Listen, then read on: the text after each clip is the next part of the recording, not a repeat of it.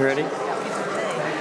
Good evening and welcome to the Eureka Springs City Advertising and Promotion Commission meeting, August 23rd, 2023, 6 p.m.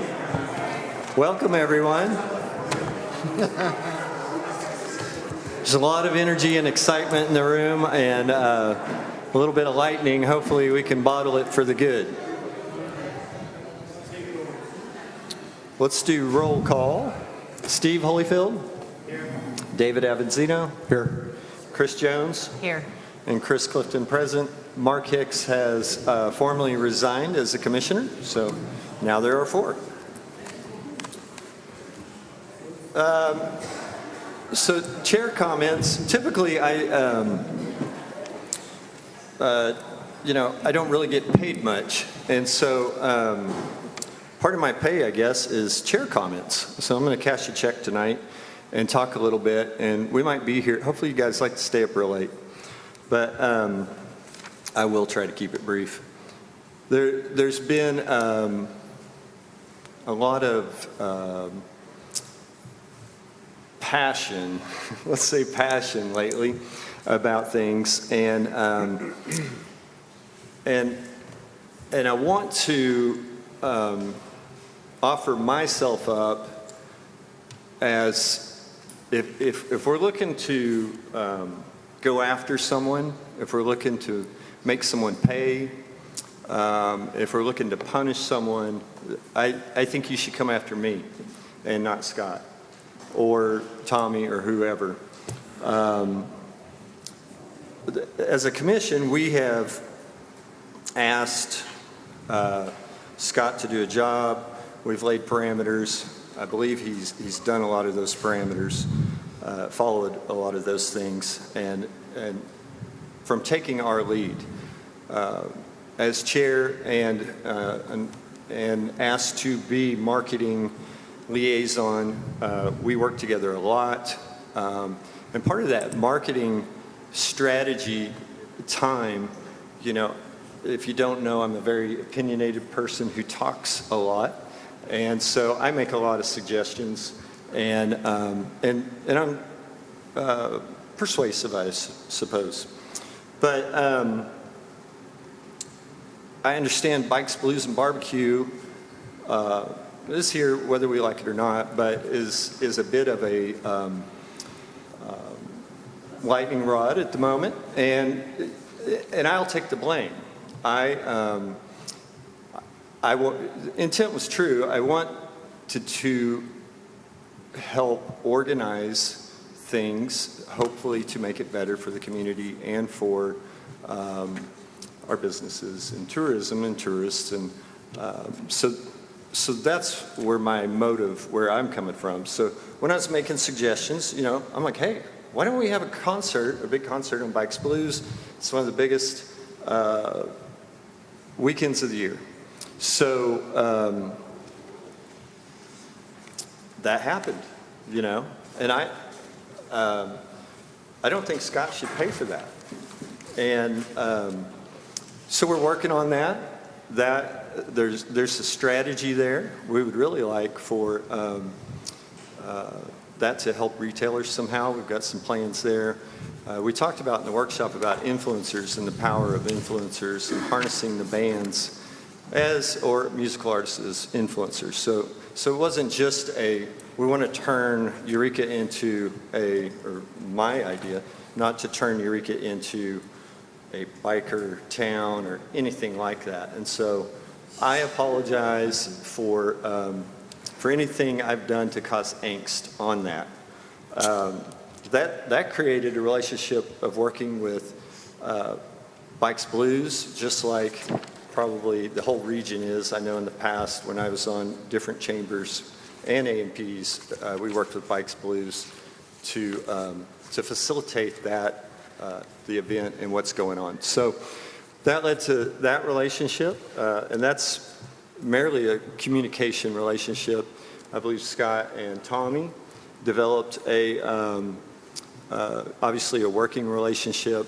We had tasked the director with hiring staff, And we really pushed on auditorium staff. You go back and listen to our auditorium director. If you listen to meetings, we've all pushed for him to hire someone. And one of our things was we allowed him to hire, but we wanted to make sure that he ran that person by us. And being transparent, again, that's where that is. And if, I apologize if I've caused angst. If you want to, if you're upset with someone, be upset with me. And if you would like me to not be on the commission, I respect that completely. Again, my motives are true. I really want to promote Eureka. I want to hear everyone out. I think there's some real merit behind what people are saying. I've reached out to quite a few people and things that we can do and we've talked about building bridges and repairing relationships. Betrayal is one of the worst things that can happen to people, to you in a relationship. So there's a relationship probably with this town and maybe CAPC, and maybe there's some betrayal in there from the past. I don't know. But I'm very much interested in trying to heal, trying to help, try to hear what you're saying and work with you. So I apologize for my long-winded comments, but they come from the heart. All right, let's move on to approval of minutes. I move we approve the minutes for the July 26, 2023 meeting. Second. I have a motion to approve the minutes from July 26, 2023 meeting by Steve Holyfield, seconded by David Avanzino, and all in favor? Aye. Aye. So passed. There's a couple more chairs up here if anybody wants one of these. Anybody? We do, yeah, we have another chair. Okay. All right, on to approval of financials.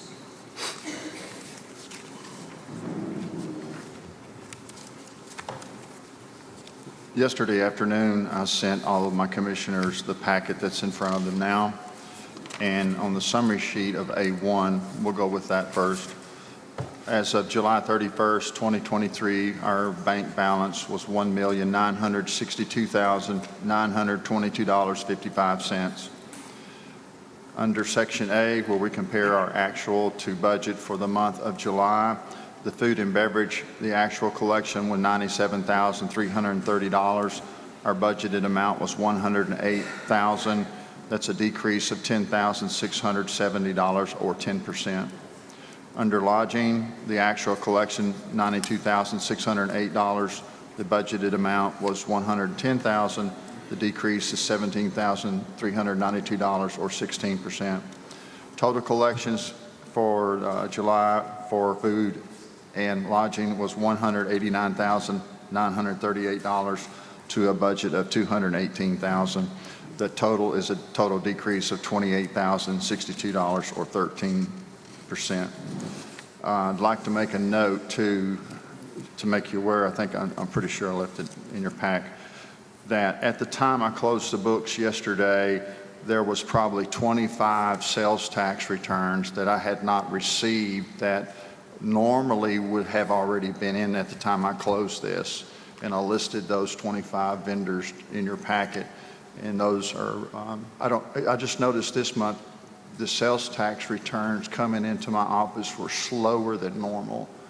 I noticed it at the beginning of the month, and it consistently was the same throughout the end of the month. So with us being food and beverage being a decrease of 10% and 16%, if those 25 vendors had filed by the time I closed the books, I'm quite sure that would not have been a decrease. So I want to explain that to you. If you look under Section A, total collections January through July, actual was $1,153,519. The budget was $1,078,000. That's an increase of $75,519 or 7%. So year to date, we're running above budget by 7% on collections. Section B, under historical comparison, we compared July 2023 to what we were doing July 2022. And under food and beverage for July 2023 was $97,330. The actual for July 2022 was $108,169. That's a decrease of $10,839 or 10%. If you look under lodging, July 2023 was $92,608. July 2022 actual was $105,455. That's a decrease of $12,847 or 12%. Total collections for July 2023 was $189,938.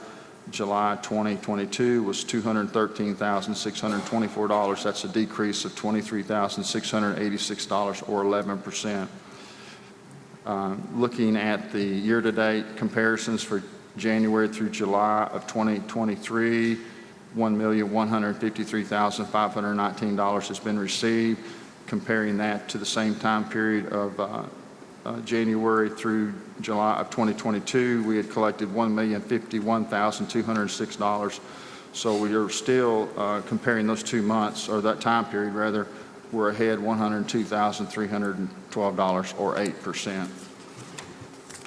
So in my opinion, we were, based on the cutoff of yesterday of receiving July sales tax, I was probably short at least 25, I think was the number I had of sales tax returns that I would probably get in today or tomorrow that would have been on these financials, and we would not have had the decrease.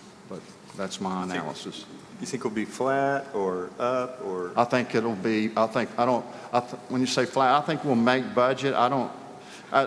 This month for July had the highest budget amount to meet based on past activity in prior years. So, but like I said, if we'd have had the 25 tax returns in, I'm quite sure we would have made budget. So, I also provided you with an explanation of the July 2023 activity for all the accounts. I disclosed under account 4010 and 4011, which is the revenue for food and lodging, about the 25 tax returns I had not received, and those are also listed on your Schedule D1. This was somewhat of an uneventful month as far as expenditures. We did have a lot of expenditures with Paradise Advertising, and we were having some repairs with the AC unit outside and with some fire extinguisher checks and balances with that equipment.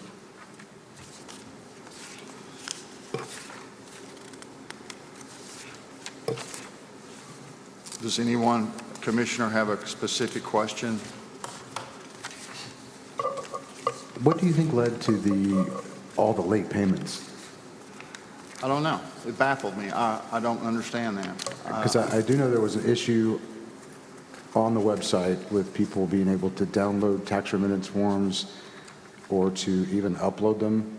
Myself had to just give the check because I know my accountant sent the form, but At the time you brought that to my attention, we got with Paradise, and Paradise, I walked through the form with them, and I don't think they quite understand how the different levels affect the level. No, for example, if you were to put your Airbnb dollars in one account listing, it should automatically populate, and I think it was level 2A.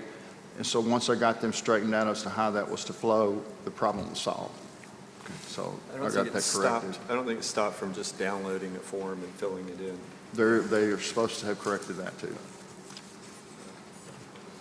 But the electronic fund transfer payments that I received, those weren't the ones I was talking about.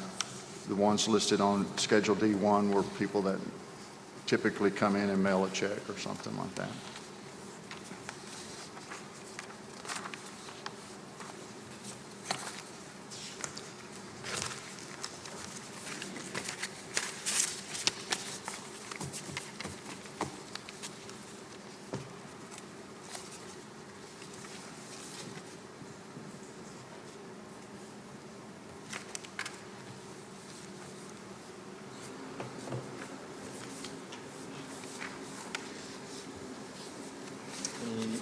questions? I'm going to ask it only because I know it's going to be brought up. The last page, account 6074, parking and permits. The question's been brought to me personally several times. Was it even legal for us to do that? I believe anyone can reserve the parking. I thought we can. I believe the city allowed it. Okay. Why, what would make it illegal? It's just been brought up several times that that the considered commingling of funds between the commission and the city, which are supposed to be, we're autonomous from them. So that was the only, I just wanted to bring it up because I know it's going to be brought up and it's been brought up before. So that's why I'm asking. So is it legal for us to purchase parking from the city? And I don't know, that's why I'm asking. Because I know people have been asking questions about it. I don't know the answer to that. I've wondered about that. Okay. Well, sounds like a good question for the city and the It's attorney. going, in my opinion, it's going to come down to what the city council decides to do. That's but I'll ask about it for sure. Okay. That's a good point. You know where those guys are? Okay. Make a motion to accept the finances for this month. Second. I have a motion from Steve Holyfield to accept, that would be June, is it June? July financial, July 31, 2023 financials. Steve Holyfield, second by David Avanzino. All in favor? Aye. Aye. Aye. So moved. Okay, report, Scott. Okay, on tourism. For the month of August, the staff has, first of all, let me share that our Facebook total followers was 114,168. That's an increase of 1,218 new followers. And on our Instagram, total following was 29,609 with an increase of 334 new followers. We continue to work with real grabbing, social highlighting boutiques and events and attractions and restaurants. We like to highlight stories on Fridays. We created in August and September content calendars and schedule those to go out on Monday, Wednesday, Friday. We created e-blasts for upcoming events in Eureka Springs. And we also work along Paradise for their influencer campaign, which we have an influencer coming in town within the next week or two. We wrote 2 blogs for our website, which was the top 10 fall events in Eureka Springs and events to make you Halloween successful. We have ongoing seasonal events with the Folk Fest with Nancy Paddock, who's done a great job with keeping that organized. She's done an exceptional job there. We've got some talent here that people are wooed by that are going to be here, so we should have a very good turnout for that event. Also, we continue to have music in the park for the next month, and then we're planning Christmas activities, working with the Heart of Eureka group and the Chamber, and coming up with ideas to make Christmas an active place for people to come and celebrate. And we also have the auditorium has odd performances. We recently had Dave Mason and Christine W. and John McEvan. Christine W. did a great job. She brought a lot of influence from Nevada and Reno area. She was very, very good performer. I was impressed with that. We need to get her back. Also, we're planning shows for Joe Nichols on September 15th, Robert Craig, which we've nearly sold out on his tickets for October 1, and then Neil McCoy on October 12th. So all those tickets sales are going well. And then, of course, we have Folk Fest, and that's featuring the Hedgehoppers and John Fulbright and Melissa Carper, Brennan Lee, and Kelly Willis Trio. We have Trout Fishing in America and Matt the Electrician. These are all great acts. We have Ozark Folk Fest, and we also have the Barefoot Ball at the Basin Hotel. We are continually working with the Eureka Transit to provide free transportation from the Plainer Hill complex down to the trolley depot before and after the concerts for our guests. And we've also completed 5 FOIAs in this month. And that's a synopsis of what So- we've been working on in August. So maybe you touched on it, but on the Bike Fest or Bikes Blues barbecue, how are we, so we have concerts, and then how are we on ticket sales? We've got a month to go. Right now, we're at probably 325 ticket sales on those events. We have contracted to have at least 6 portable restrooms. I've already talked to the chief of police several times. There will be security around. We will have people manning, we'll have staff manning the parking. Sanitation, I said it on the meeting as Also, well. I would like to have someone responsible for policing the area, Yeah. and not only our area, but the area around downtown, to keep trash picked up where possible. I think that's important. Part of what I pointed out in the workshop, we were talking about influencers. You know, our media agency presents certain influencers to us, and then their reach. And if I remember correctly, one of the better ones they had is about $15,000 with 100,000 reach, and they're not cheap. And so when we talk about the musical artists, and I think there's some wisdom with what Randy and Jack and some of them said, that a workshop's definitely warranted on the odd and how we approach some of these things and/or plans for it and this and that. That said, like Quiet Riot, their social media is over 1 million.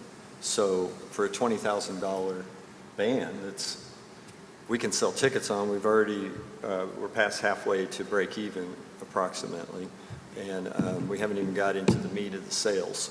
So it's early, but you know, we are trying something there, and we're trying to do a good job with it. So thank you. Social media following was very important when looking at these bands to see what kind of mileage we can get along with that commitment. Oh, and then what about retailers? I think did you talk with retailers and the poker chip and? We are going to work on a plan to where we call it a passport. And people are given a passport and they can go to different businesses and get stamped. So they're going to come to your shop and they go to the passport and you stamp that passport. So when they get their passport filled with 8 clicks, let's say, they come back and they get a reward, a prize for that. So that's one of the things I want to try and work out to where the guests will visit our retailers and our businesses. So. Cool. I have a question, Scott. It's nothing to do with this, something totally different. Planning and zoning is doing an audit on the B&Bs, the ones in town that are not, who are and who are not paying their taxes. And I guess they're finding several have not paid taxes in quite a while. I just wanted to hear your take on this side of it. I'm sure they've contacted you and talked to you about that. And I started going, after talking with Kyle and watching all of the city meetings on YouTube, I started looking at the records that I have in the CAPC office, and I started looking at those businesses that were listed as inactive. And started reaching out and finding that some of them are still active. So at that point, I'm working with them to work with Kyle and I to get them caught up on their filing process.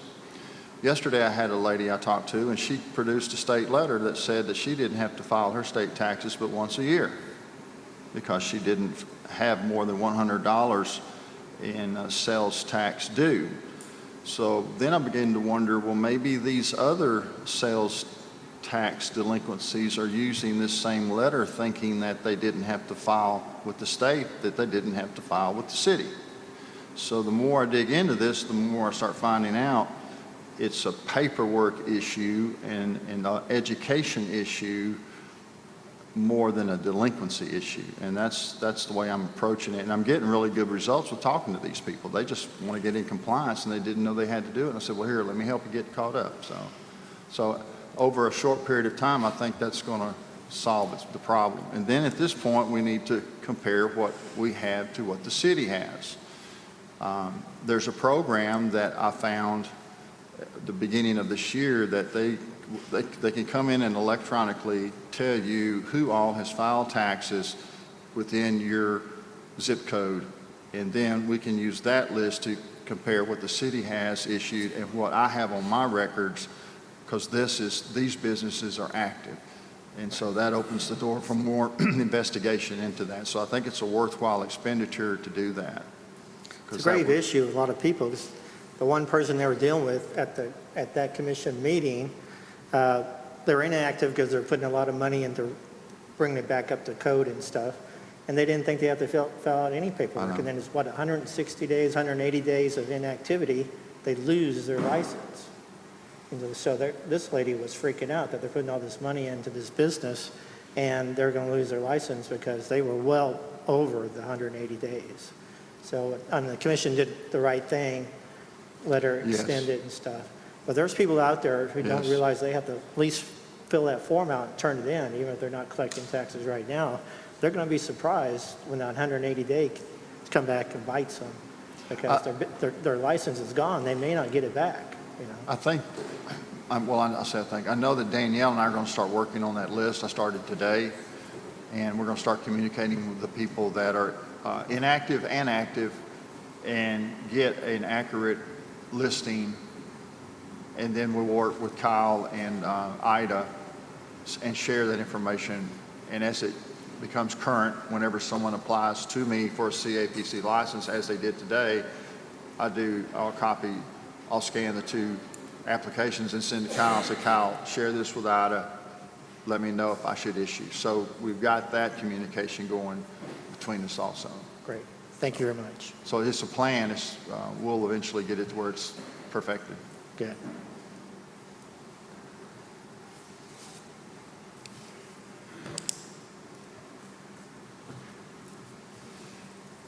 Any more questions?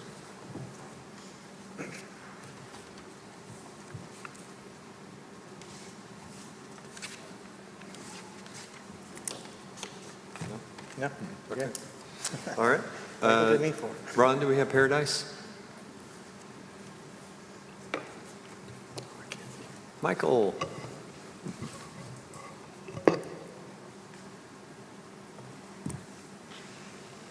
right, you guys can see my screen okay? Oh, can you guys hear me? Can hear you. Okay, good, okay. Well, good evening. So this is the July report for Eureka Springs. I'm going to quickly take you through some of the visitor insight highlights, advertising and marketing summary, public relations summary, media partner analysis, paid media summary, website summary, and the next steps that we're working on in August.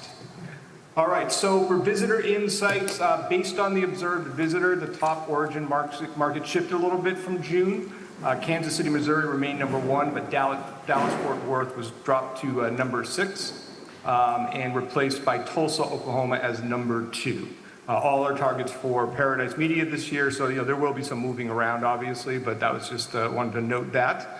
Overnight and day trip visitor data did not change month over month. Kansas City and Tulsa visitors were the most likely to stay overnight. For the in-market spending, outdoor recreation and attraction spending have both increased year over year, and I'll have a chart to show you that in a second. Average visitor spend in July decreased from 179 to 154 when compared to July 2022. These numbers change and shift frequently throughout the year, so that's not super surprising that happens. And when looking at visitor spending based on each origin market, Kansas City is number 1 for spend, followed by Tulsa and Oklahoma. So this is just a part of what I see.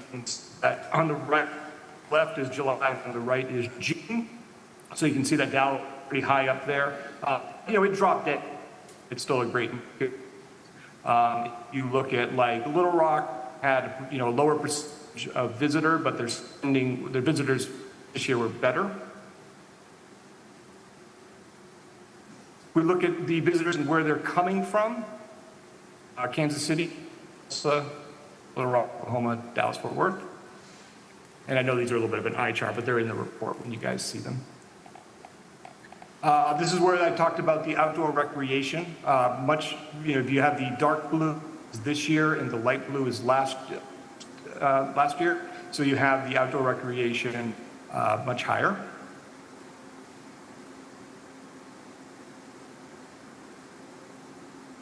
And then we look at the average visitor spend by month. Like I said, that had kind of gone down, goes up. That's very normal for a destination. But again, it's all kind of leveling out in a good place.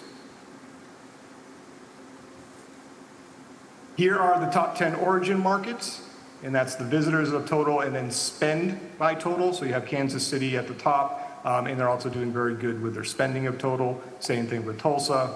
If you go down to Dallas as an example, they have a high visitor total, but the spending is a little bit lower. It's not outpacing that. And again, with Zartico, again, this is a snapshot. These are the devices that we can read in market.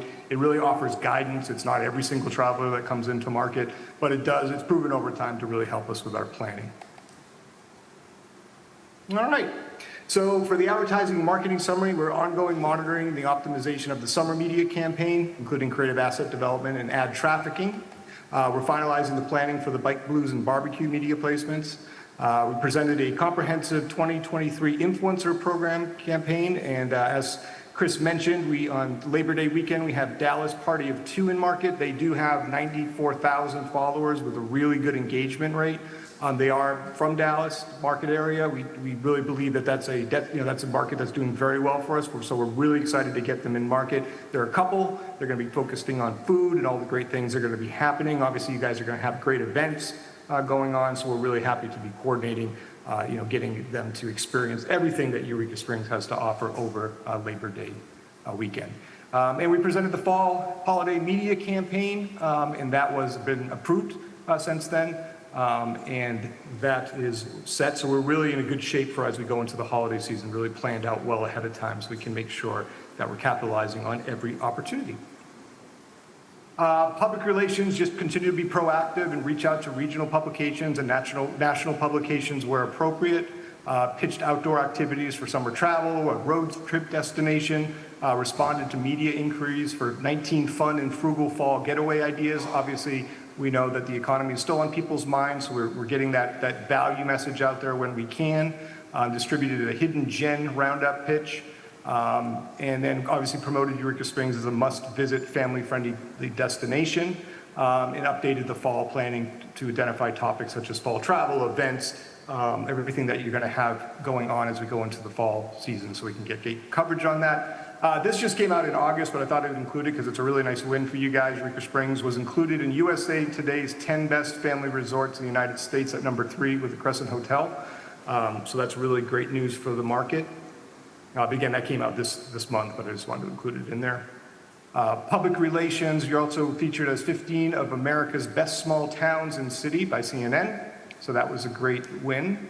And then there's other estimated impressions on the right, and then some other footage, other coverage that we received. All right, so we look at a media partner. So we look at Adara Impact. Again, this is to remind everyone, this is when somebody clicks on the ad and we can follow them all the way through until they do a booking. So it gives us really good insights to how people are booking. If we look at the observed data for the year, that's 20,000 in revenue generated, and we know that's directly from the ads. Now, Adara,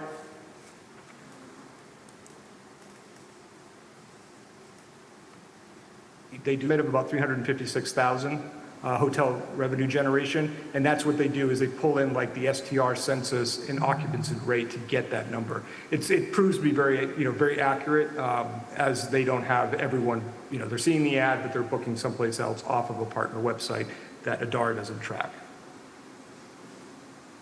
Year to date, the book to arrival and destination window has shortened, with the average time travelers are booking prior to arrival now just 3 weeks. Generally, that's driven by the economy. They want to travel, they just want to see what's going to happen, and they wait a little bit longer to actually book that. In the search, for the time they start searching for a destination to booking window for flights has remained constant at about 10 to 12 days. Adara Impact top markets, Tulsa, Kansas City, Little Rock, Oklahoma, and Springfield. And then for flight bookers, that's for hotel bookers, for flight bookers, Chicago, Denver, Houston, Las Vegas. You'll see Amsterdam on there and probably wonder why. That's because it tracks it by IP address, so some people must have been in Amsterdam and booked some travel to Eureka Springs, and that's why it's showing up in that report. And that's very common for large cities. It's just one of the data quirks that happens. All right, so for paid media result, the summer campaign began mid-May and continued in market in July. It'll be live through 9/10, and the vendors I talked about is paid search, Facebook, Instagram, Expedia, Adara, DigDev, Mobile Fuse, Spotify, and Undertone. The tactics included display banners, native ads, digital audio, e-blast, retargeting banners. That's where somebody clicks on an ad, and we can follow them around the web. So that's why you guys will see on your devices that it seems like they know what you're looking for because you clicked on something somewhere, and we're going to follow you around and continue to talk about Eureka Springs, and on streaming TV. Performance sites, total impressions over 2 million. Total clicks to the website, 22,194. The click is 0.88. Total video views, 249,000. And the video completion rate is 88%. So we're doing real well with the click-throughs and the video completion rates. The top performing media partner I should say July, sorry. For July was Undertone Rich Media Ads with a 2.32. All right, so paid media continue. The top creative set for this month was the Mobile Fuse campaign we did around the motorcycle display banner. It drove 411 clicks to the site with a click-through rate of 0.29, which is great because you're looking at an average of 0.08 as an industry average. So that performed really well. And that one says, your ride, our roads, let's go. You click on that and you get more information. Additionally, the outdoor did well with the canoe and downtown, the canoe creative and also downtown creative for the next best performing creative, each with a 0.10 click-through rate. Undertone, this is where you can choose your own adventure. This is a really nice addition to the media plan. We know that people are very interested in going to a destination, but a lot of people need help. They need to know what they're going to do when they get there. They want to plan ahead a little bit, or does it offer everything that they want in a trip? So July performance highlights, total impressions were 800,000, total clicks were 19, click-through rate, a wonderful 2.32%, which is fantastic, and an engagement rate of 11.78, which is fantastic. So that shows us that as we plan for the future, that the more information we can give about a destination, the better people are about clicking on it, because they've heard of Eureka Springs, they know it's a wonderful place, but they may not be exactly sure what they're supposed to do there. This is proving to be a really good media unit for us. Another partner of ours is Expedia. Those exposed to Expedia, Vrbo, and Hotel.com advertising for the month of July. For Hotels.com, the attributed ad spend money was $4,887. Vrbo was about $1,845. That's because of the weight this year. We put a little bit more on the hotels than we did the vacation rentals for this flight period. So the media click-through rate was 0.10, above the benchmark of 0.08. 305 rooms were booked through the Expedia marketing we did, and that's about $80,000 in gross bookings generated. And that's on top of the Adara, so that's you add those two numbers up, you get there. Paid social, as you guys know, you guys do your organic social now, doing a fantastic job of that. So for paid social, our July results were impressions about a little bit over a million. That's 163% increase over June. Post engagement was over 2,000. That's a 55 decrease over June. Clicks, 19,000. That's an increase over June. And click-through rate at 1.62. 19% decrease over June. I'm saying the word decrease, but you got to remember, you guys are still well ahead of the industry average. So even though it's going down a little bit, you guys we're knocking it out of the park as far as the metrics go. Top performing creative is on the right. And then Google paid search, obviously very, 55,000 impressions were served, total clicks 12,000, through a rate of 3.09 with an industry benchmark 4. I mean, that's amazing. That kudos to the team behind the scenes of Paradise who are always optimizing those Google search words, really trying to see where the trend, what people are looking for, what keywords they're looking for, buy up those keywords. And our average cost per click is 0.16. industry average of 1.5. Again, that just shows really good optimization. We're getting very our cost per click. And we have an example of the top performing ad, Eureka Arkansas, explore hidden gems and things to do. Again, goes that idea that the more we can tell them about what you can do, the more comfortable they are in making a vacation decision or a trip decision. Top performing keywords, fun things to do in Eureka Springs, things to do in Eureka Springs calendar. People want to know what's going on in the market because you have so much great programming going on. What to do in Eureka Springs, events, Eureka Springs tourism, restaurants, and then events again. We looked at the website. The number of users increased 47% in July over June, which is a great increase. Traffic source for the website saw a shift for the third month in a row with a more diversified selection by sessions by channel, a larger percentage from paid search and organic search, with direct and organic search holding steady. It's a good sign for the stability of the site, which basically means that there's people getting to the site from all the different media and marketing opportunities we're doing in the organic social. The majority of the users, 35 to 54. Top states, Texas becoming number one at 16%. Arkansas, Missouri, Oklahoma, Illinois, respectively. Dallas was the top city for website visitation. So again, you can see that, from a marketing perspective, we're looking for the trends. We know that Dallas is performing very well for visitors. We know they're one of the top people that are coming to the website. That's why the influencer was chosen very carefully with the CAPC to capitalize on that. We want to make sure that we're driving a hot market and continue to, stoke that fire. As of June, more than half the pages with the highest engagement rates came in July, came from paid search traffic. The odd page continues to have high engagement rates as well as the other event pages. Kudos to you guys with the programming. People are getting used to going to the odd when they think about what they want to do next month because they're getting used to you guys having great programming and things to promote. And of note, there was also an appearance of cabin and cottages lodging page with high engagement rates in July. Just some Google Analytics for you, a real small snapshot because you can go really deep in these, but again, Dallas is performing very well, so we're going to continue to market to them in various ways to capitalize on, people down in Dallas and down in Texas, very, very hot there, looking for things to get out, and Eureka Springs seems to be one they're thinking about. Again, just another chart of organic visits, Texas, Arkansas, Missouri, Oklahoma.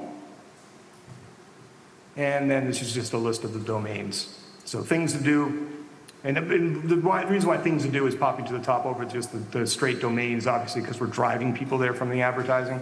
So people are going to that, then visit eurekasprings.com, where to stay, things to do. You can kind of see a theme here. The more we promote the things to do, the better traction we're getting in the marketplace. And then we also pulled Zartico. Their report's a little bit different, but again, things to do is really the big winner there.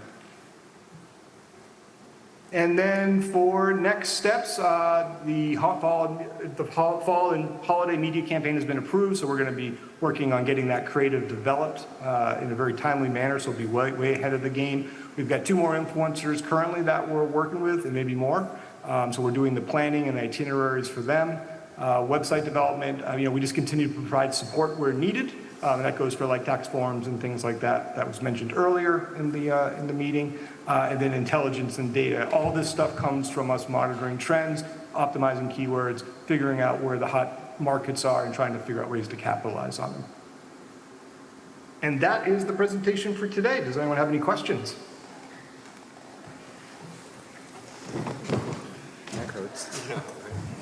That hurts. No, you guys had to turn around. I didn't even see you. Okay, sorry. I don't have any questions. Okay, great. I don't All right, have any again, the full questions. report will be- I don't Oh, have any sorry. questions about that. I have a couple questions about something else. If that's Sure. okay. I asked about tourism when it comes to diversity and to people with disabilities. And when I went to the tourism conference in February, there was breakout sessions on diversity and people with disabilities. And I was really intrigued to see that folks with disabilities, when they come to a town, they come to town as a group that's not really focused on attracting people, But also, those people will come to town during the week usually, which is when we need tourists the Yeah. most. Because I was wondering, do you have any data on that when it comes to what people with disabilities look for? I know I looked on our website and I didn't see anything about, I'd like to at least see something on our website that says, Rica Springs is welcoming to everybody. We're trying our best to make it as accessible as possible. We want to try to we're going to do everything we can to make the town accessible as possible. And we're going to, but also, they had a lady there from Florida, and they had a beach town, and they actually made their town accessible by putting ramps out on the beach and stuff. I heard about that, Yeah, it was really exciting. So I said, if they can do that, why can't we do that? At least reach out or something. So I like if a person was on our website looking for a little town in Arkansas to go to, I want at least a little button that says, hey, we're not perfect, but we're trying, you're welcome here. And also with the, another group is the LGBTQ community, which is, a hot topic right now countrywide. But a diversity breakout in that tourism conference in February, which David went to, didn't even mention LGBT community, a diversity workshop. But we have 3 diversity weekends here. This town is very welcome to everybody. I like to see at least a button that says, if I'm an LGBTQ person looking for a place to go on vacation, and I look at Eureka Springs, how do I know this town is welcoming to me and to my family? Yeah. So, Well, two great questions. As far as accessibility, we can absolutely get you some information on that. We definitely have people that can talk to that, and I can get you like a write-up and send it over to the commission so you guys can see that. Great. Yeah, anything we can do to promote that is great. Obviously, we probably wouldn't spend much paid on that, only because the market's just smaller. But Right. that being said, social is a perfect place for that. And to your but point about Arkansas, that, no other town in Arkansas is even trying to attract these people. yeah, and it could be something, obviously with a limited budget, we have to figure out where we put the paid media, but there's so many other ways to reach them with organic social. But again, I'll get some people to put together some information for us, and we can review it. I like at least and- see something on the website that at least a person who's Yeah. looking can at least, there's a button I can push to see what does this mean for me? How welcome is this Yeah. town for me? So. One of the reasons why the Florida attraction had got so much great press about it was because instead of just saying on the website that we welcome you and we're accessible, they kind of threw out that thing about getting you to the beach. And that was like an innovation, and so that really does go a long way to making it sound like, wow, this destination is going above and beyond. So as you guys think about this, anything like that, let's tout that. If you have anything unique that you're doing, we can tout that, but on the other hand, just having at least a button or a page on there that addresses the concerns that people with disabilities would have is absolutely a wonderful idea. Maybe listing the facilities in town that are accessible. But, of course, we think about mobile accessibility, but also other types of disabilities as well, hearing impaired, visually impaired. And also, when it comes to mobility, it's not just people with disabilities, it's older people. We have a pretty good size retirement community here as well, so, and a lot of our visitors. Yeah, and I think some of it is combating maybe some perceptions. You guys are rather hilly. You want to make sure that people feel like they can come to town if they are in a wheelchair and there is a way to get around. So those are all great points that we want to make sure if somebody has a misconception about the community, we need to let them know that that's not true. We do have accessible options for you. Right, thank you. Yeah. Hey, you're welcome.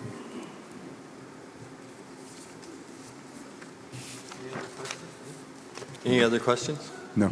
No? Thank you, Michael. Okay, thank you. You guys have a wonderful evening. Thank you. You too. Bye.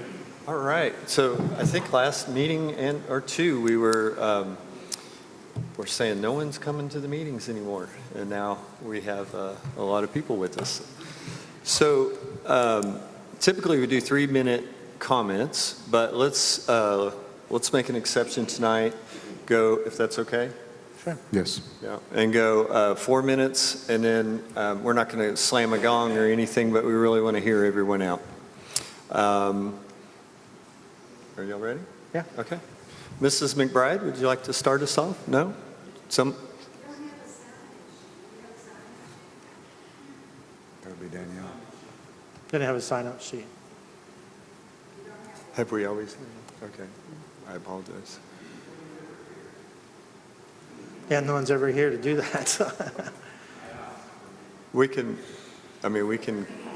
Who wants to go first? Yeah, who'd like to go first? You can announce yourself. We're on video.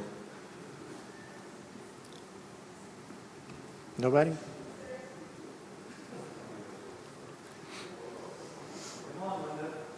We really would like to hear from you guys.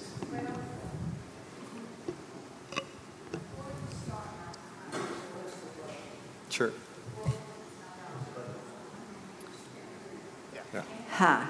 Hi. Before you start my time, I want to make a suggestion. Yes, ma'am. When you make your agenda, you need to put your public comments at the top. Okay. After the roll call, there's a process. That way, everyone doesn't sit here and have to listen to stuff that they're not interested in. However, tonight, sense. all the comments after public comments, I hope that everyone will stay and listen to. We need to know what the discussion is.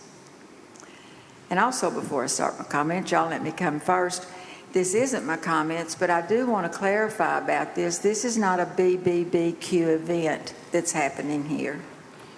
It's y'all's event. Yeah. And you're not partnering with them.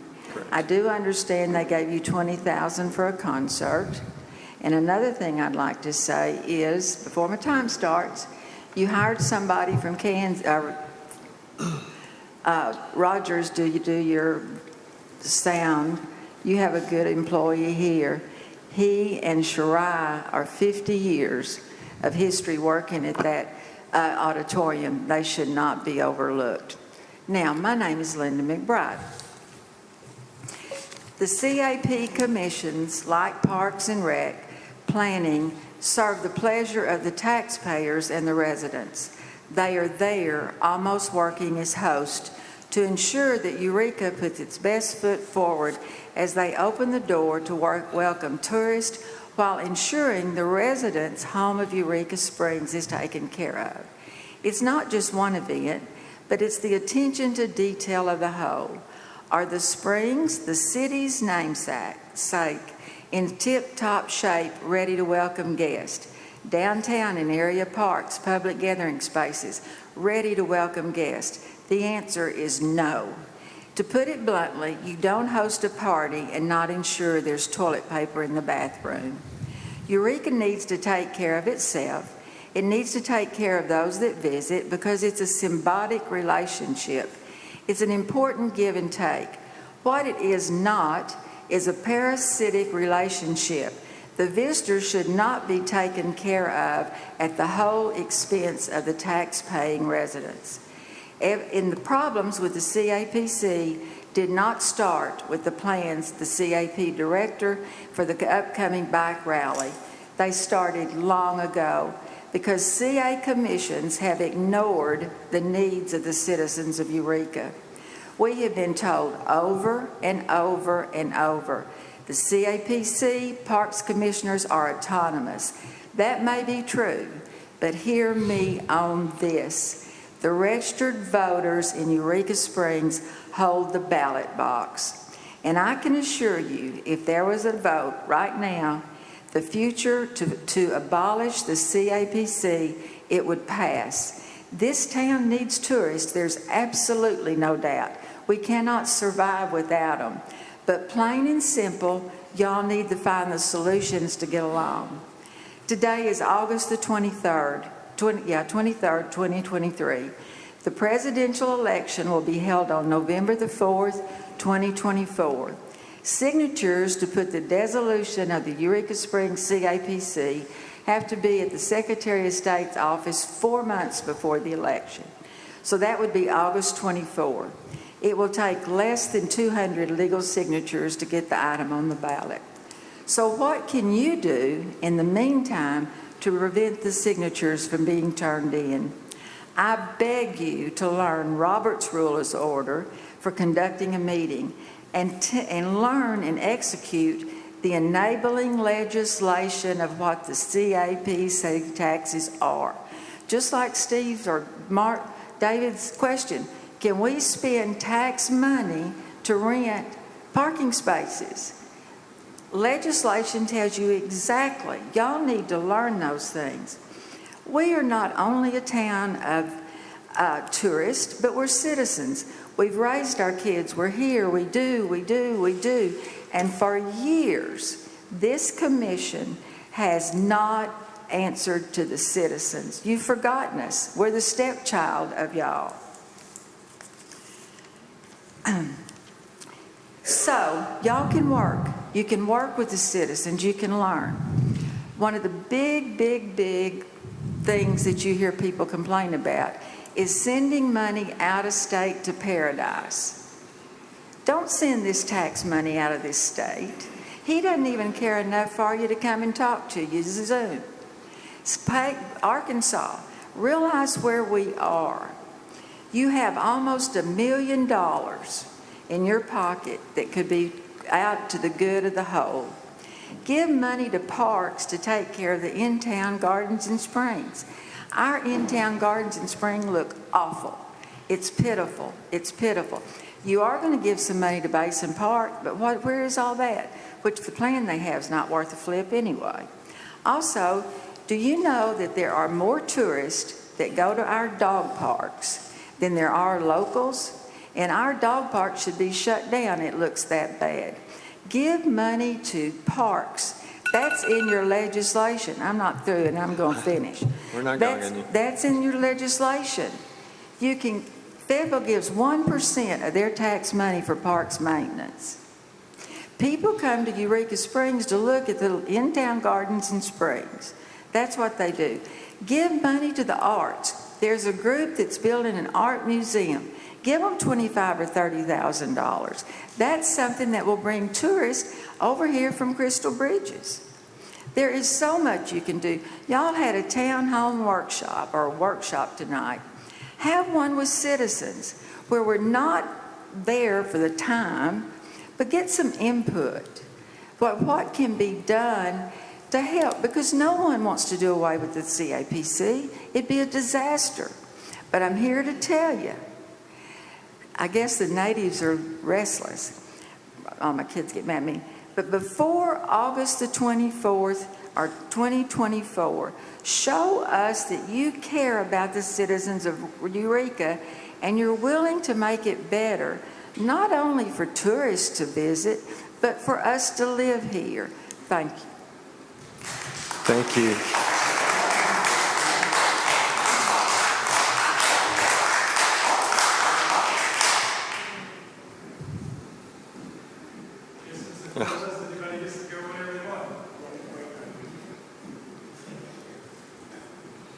I think there's a lot of concerns, Chris. I appreciate you sticking your hand up and taking responsibility for the things. I think you're doing an excellent job. With the knowledge that you had, I wish that we could have had the stakeholders at the table a little faster, and I think we could have directed some things in the right direction.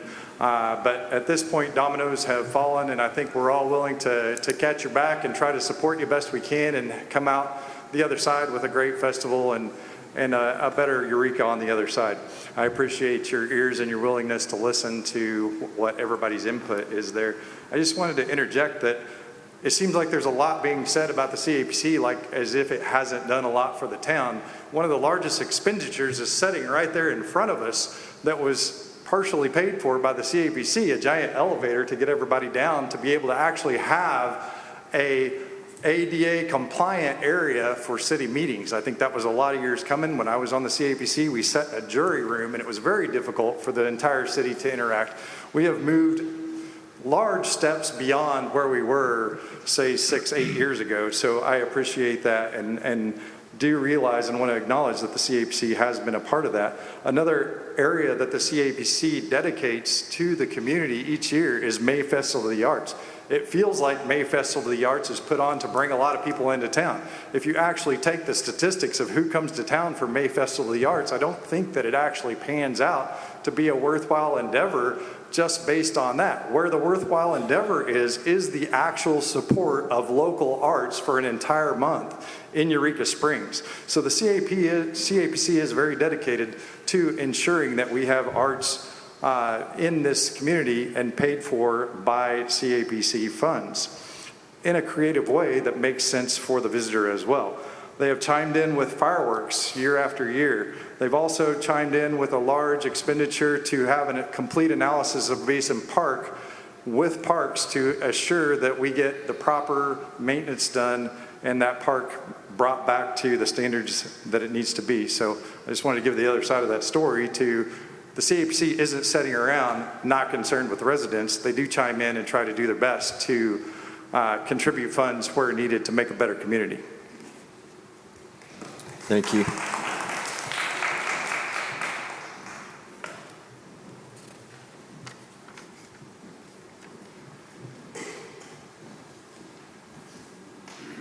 Good evening.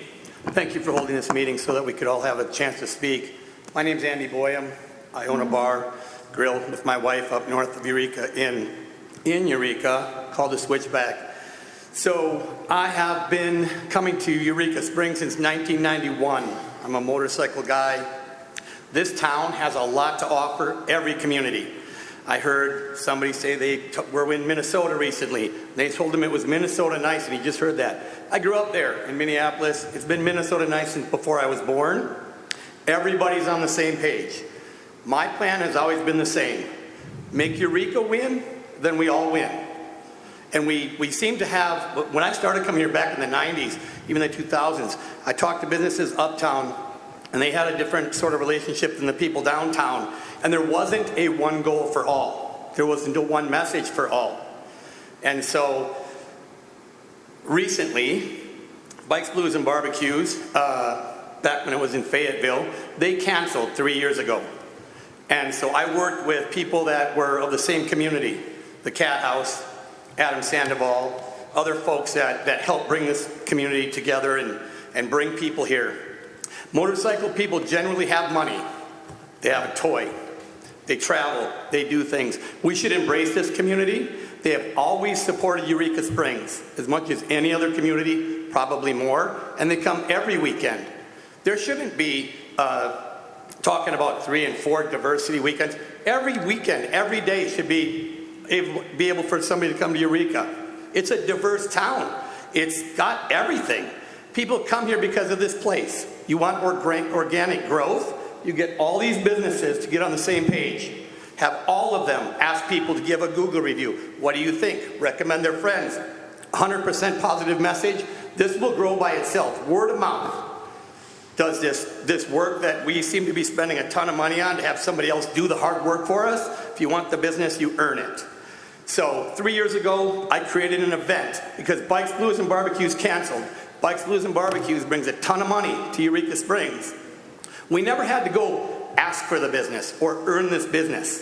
But when they canceled, lots and lots of people out there on all their social media accounts are like, well, what are we going to do instead? What are we going to do instead? I created an event, Bike Fest of Eureka Springs, because BBB had canceled. I created that event because Eureka still needed that business. Third weekend in September, every year. It's been the same ever since I started it. BBB moved their dates. People didn't want to switch. Bike Fest of Eureka was available. We brought that business to Eureka. We have an opportunity here to get on the same page. I have this event. Scott took this event and made it look like it belongs to the city of Eureka. This is my event. I made it, I grew it, and I didn't take this to say, come camp out at our bar for 3 or 4 days. I said, come to Eureka, ride the roads, go to dinner. Here's a whole list of restaurants. Here's a whole list of hotels. I went and talked to every hotel that I could and said, don't cancel your reservations because we are still on. And that comes in partnership with the Cat House and other folks that have the same business. So all of us need to get on the same page, make sure that we are supporting Eureka for everything that Eureka has to offer. The roads, the buildings, the history, the crescent. Everybody that comes to my place, I say, you have to go to these places.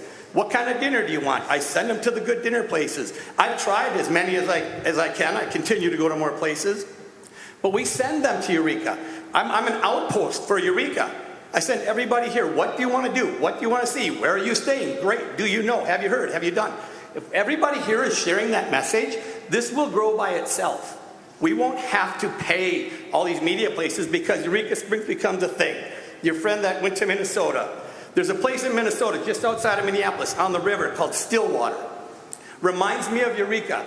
Every time I come down here, I came down here twice a year for almost 25 years to ride my bike and stay in Eureka because I loved being here. Now I live here. That's how much. One more second. So, Stillwater, Minnesota is a tourist town. They are busy every day of the year, even in the winter, because they make everybody understand there's always something to come here. We're a destination. There's no reason why not to go to Eureka. Give them a place to come. Thank you. Thank you.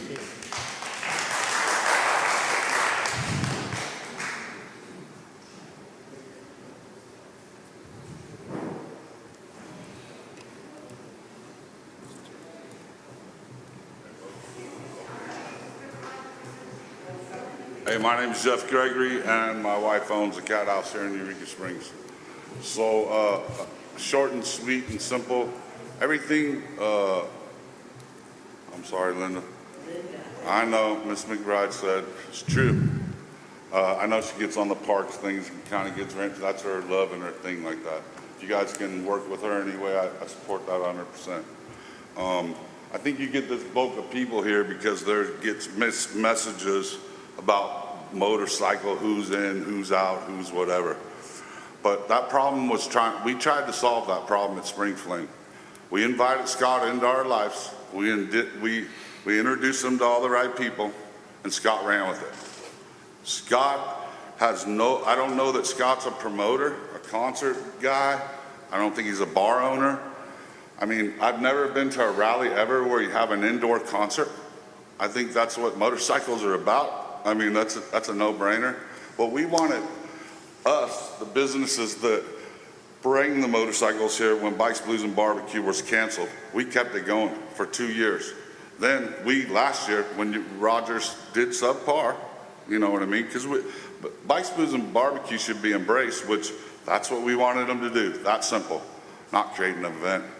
He just ran with it because I think you guys needed a winner, to me, in my opinion. But in the meantime, there was no plan.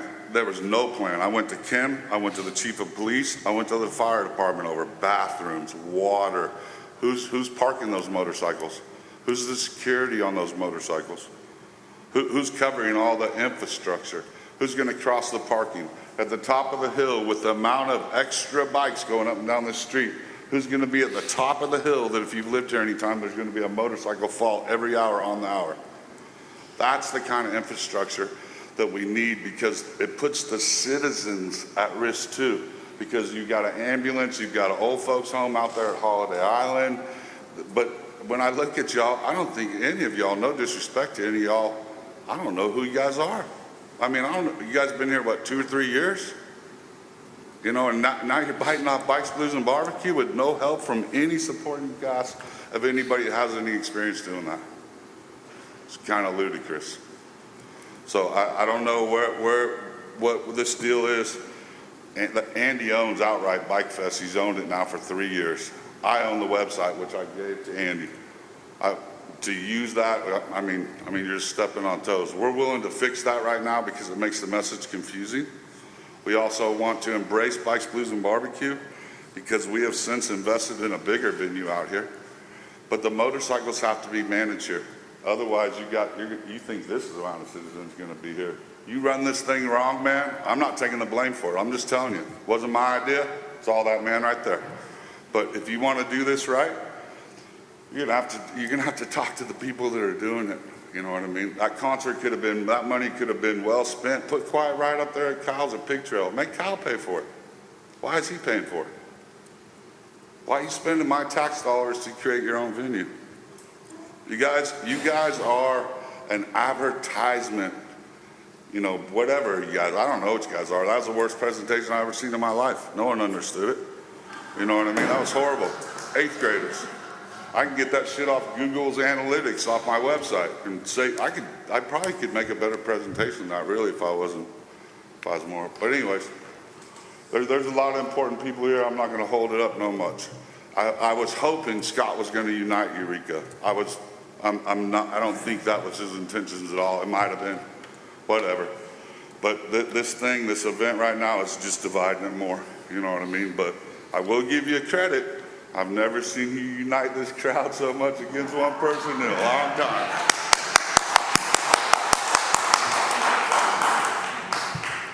Thank you.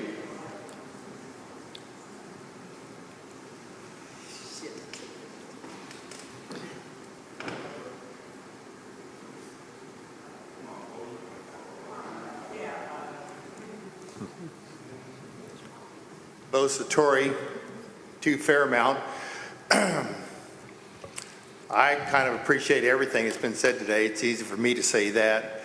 The bikes can be great, they cannot. The cars, what are we doing for the Volkswagen weekend to make it more hospitable? Or the antique car show, we can have free parking for them. There's lots of things we used to do for all these vehicle shows that we're not doing.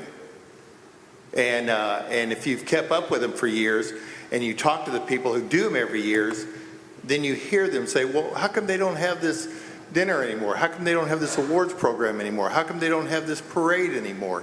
It just keeps becoming less and less. And just as an aside, when I'm talking to people about commissions, and it doesn't matter which one, HDC, Planning Commission, Parks Commission, this commission, everything you vote on and decide on, I always recommend that everyone think about, is this going to make Eureka more charming or less charming? And because we're all banking on the charm of Eureka Springs and have for over 100 years. And so, and it's amazing how that can be used in all these different commissions. We want to make Eureka more charming. And another point is that everything we do for the residents improves our guests and visitors. People want to come here where they can be comfortable, where they feel welcome, where they can enjoy their time here. And it doesn't necessarily require an ad agency's analytics in another state. You're just blowing money because you've got it. We've gone through that with so many ad agencies. When we found that we could do everything any ad agency does for us within our own in-house employees. And you'll get a lot more support from the community if you support the community. I was real pleased this year that they finally put some money into our 4th of July, even if it was on the 2nd. Independence Day was a very important celebration for many years, and this commission put a lot of money into fireworks and put it into a dock for launching and did more and more to make it better, because people would come here from Dallas who grew up here, and they would come back for the 4th of July and bring their children. We'd have a couple of thousand people here. That's what we just did have on the 2nd of July for Independence Day. If you were out there, they were totally unprepared. It was a great show, but there was no signage, all the cars were lost, there was no preparation. That's what this commission could do. It's advertising and promotion. And you promote the community by having things to do for our guests and our visitors and accommodating them. I was standing on the street and people are like, well, should I walk this way or walk this way? I said, well, it's a 2-mile walk to the lake that way, or you can walk in this way right here. But there's no signs, no one telling them. You had the parks director driving a shuttle bus, and he was exhausted. He did everything he could. This requires preparation. Christmas. This commission crashed Christmas 16 years ago. Every year, every summer, I come in here and say, what are we going to do for Christmas? Nothing. Our decorations are terrible. You go to any town in Arkansas at Christmas, and it looks better than Eureka Springs. I used to go down to other cities when I was mayor down in Louisiana, and they started their decorations, preparations for Christmas in April. This commission can't even get it together by December. You need to spend a lot of money on decorations to make it a destination. People aren't coming here to go shopping. They're going somewhere that's alive and vibrant and looking great. You can't spend $15,000 on Christmas decorations. We used to spend more than that to change the bulbs and the decorations. Now we have nothing. And that's kind of the way I've seen it go for the last 15 years. The events just keep disintegrating because nobody's doing their homework. Nobody's doing their preparation. You can't get a full commission. You're one person shy of not even having a quorum. We talked months ago about how important it is to fill these vacancies automatically, get them done. This commission's had lots of applications in years past that were ignored by Mr. Carter or Ms. Wright or any of these other people who've now vanished. We've got a couple of people here who don't even live in the city. How would you know how the city feels about anything? And luckily, we have 2 councilmen required to be on this commission, or this commission wouldn't even be here. Thank you. Thank you.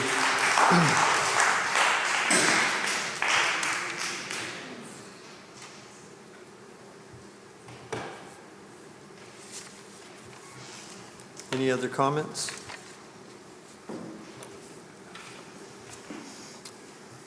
Got another.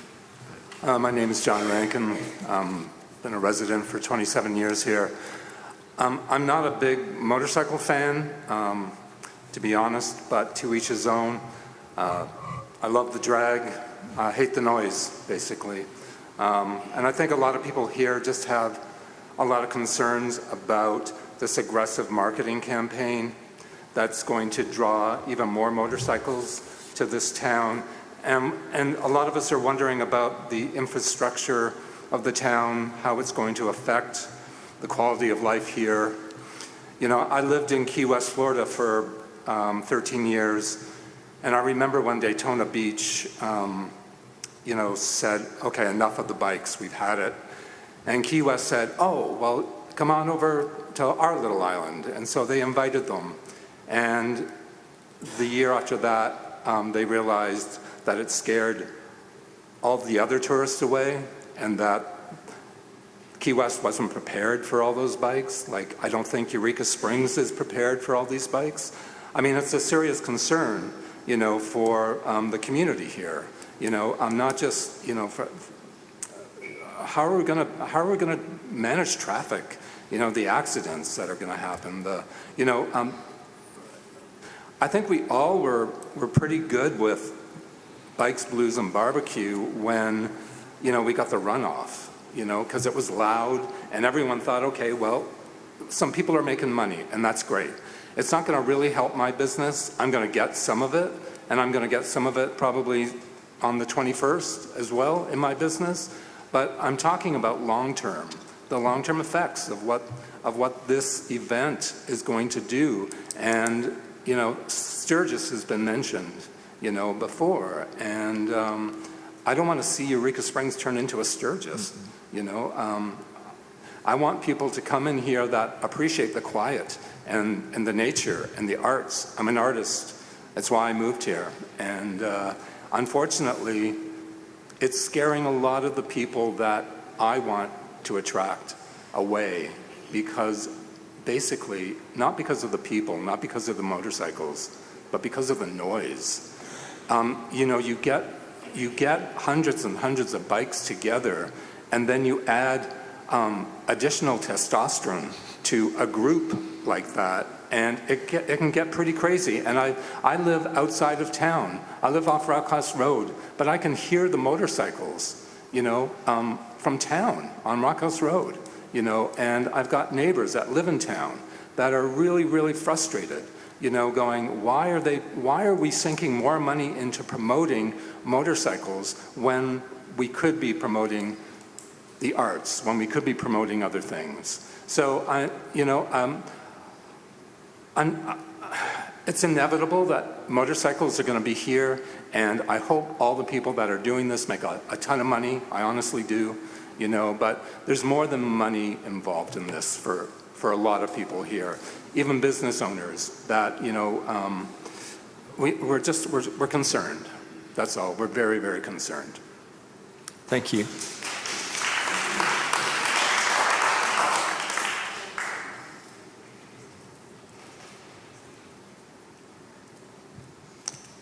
Pat Masukis sent an email. Did you get that? That's the one I sent you, Chris. Someone needs to read that. What? Pat Masukis, a resident, had a letter that was sent. I forwarded it to Chris for her to read. You didn't get it? Okay.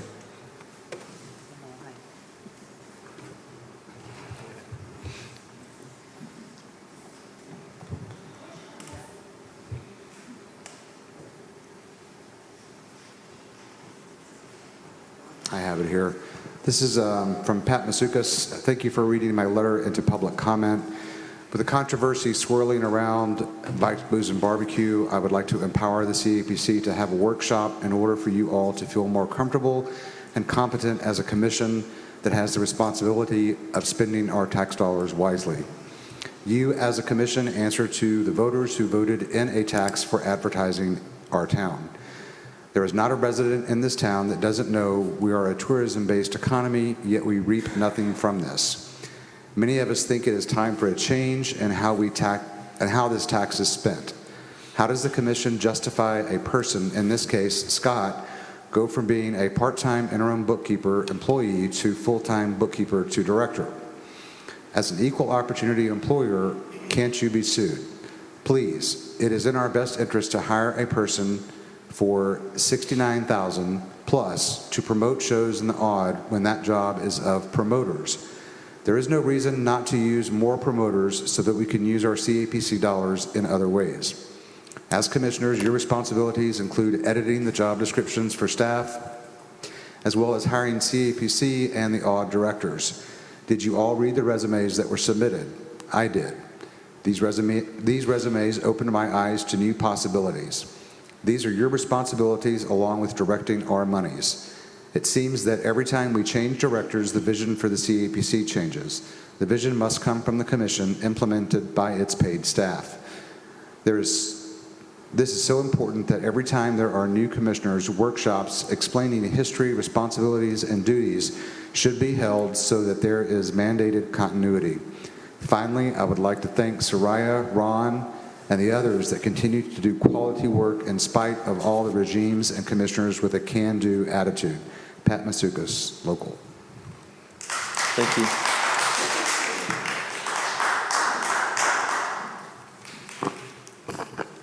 Hi, my name's Pearl Brick, and I got hired to do car shows and parades in 2001, and then the auditorium director and the special events director quit on the same day, and so I inherited both of those jobs. And the auditorium was condemned at that time. This back stairwell was just swinging, and the office was swinging as well. The termites had come in and eaten all of the supports, and so I moved down here because we had a really fabulous festival that was going on. It was classical musical. We had classical music festival. We had all kinds of things that were going on. I was in charge of 5 festivals. I was in charge of the public restrooms. I was in charge of a renovation on the building. And the reason that I was successful was because the community helped me do every single event. They either brought me furniture, they brought me rugs, they volunteered. They were a part of every single thing that we wanted to do. The May Festival of the Arts was outrageous. It was huge. It was the heart of our town. And so the direction that we're going doesn't seem to be enhancing that. It doesn't seem to be encouraging that. What I've seen is individuals doing things on their own, not with any help from the CAPC. They do it because they live here and they love this place. I mean, I'm somebody that's applied for a job every single time a job comes open, and I've never gotten an interview. I was told by Carol White I needed 9 years of experience in an ad agency to get an interview. And I figure if I got a job somewhere else and was successful, maybe you would hire me. But that's not going to happen. Here's the thing about the motorcycles. If you're sitting outside, or if you're in your home, the hum begins on Thursday. Everywhere, it shakes everything. We're in a ravine with limestone on either side.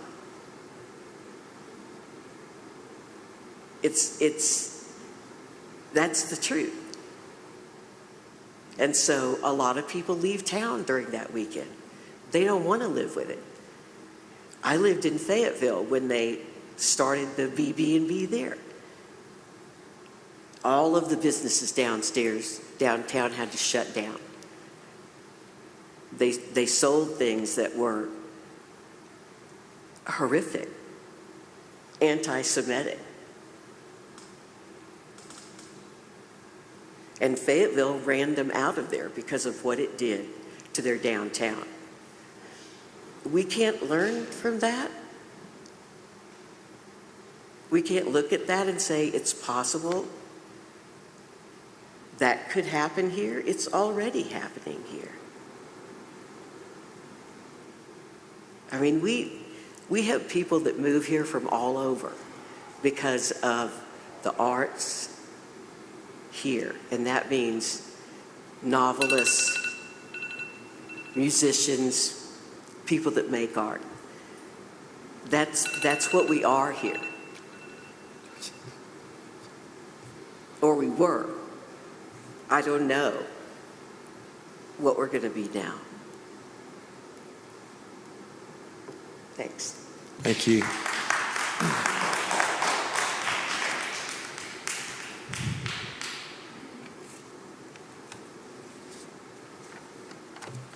Any more comments? Okay. Moving on to agenda updates. Commissioners may add to the agenda with the motion, second, and vote. In light of a lot of the comments tonight, I'd like to add to the agenda. So Okay. if you'd like me to make a motion.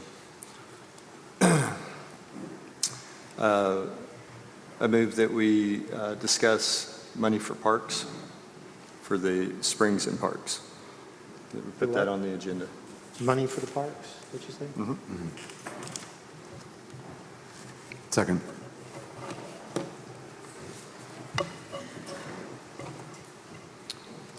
Chris Clifton made a motion to discuss money for parks and springs. David Avanzino seconded. All in favor? Aye. Okay, so we've added that. We've got more. I move that we discuss money for the Arts Museum. Second. Chris Clifton made a motion to discuss money for the Art Museum. David Avanzino seconded. All in favor? Aye.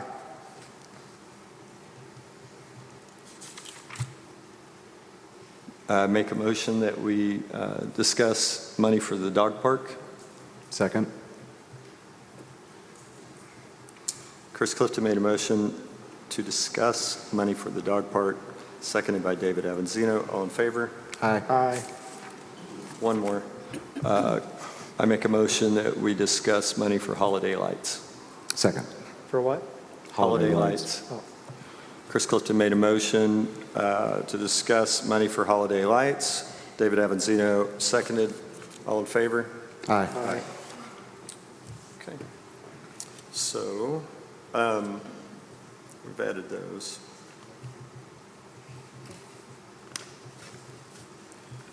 We had a topic titled, and I have some concerns on this one, recent FOA and strategy moving forward.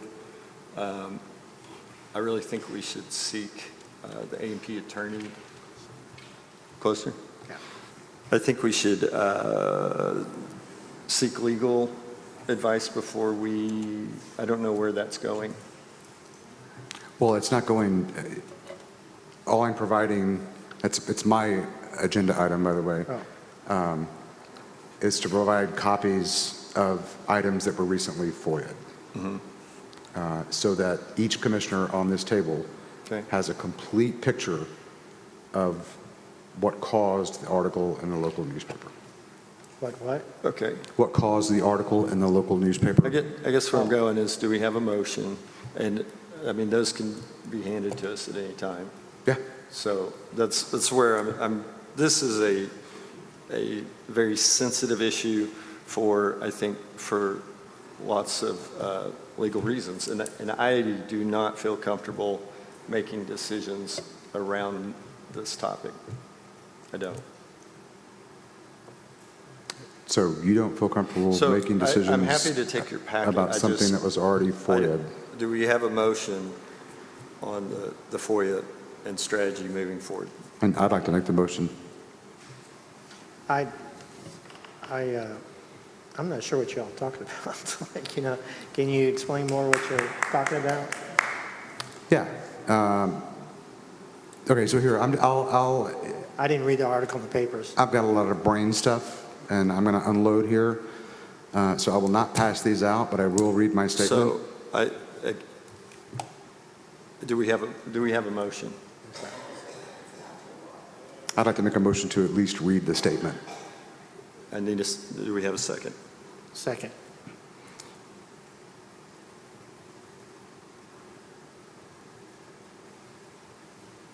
All in favor? Aye. Aye. No. I'm not comfortable with this topic at all. I'm not. I would be happy to consult counsel. I don't know where you're going. And I'm not going to let this turn into a political show. I'm not. Okay. I'm not. I don't know what you're talking about, so.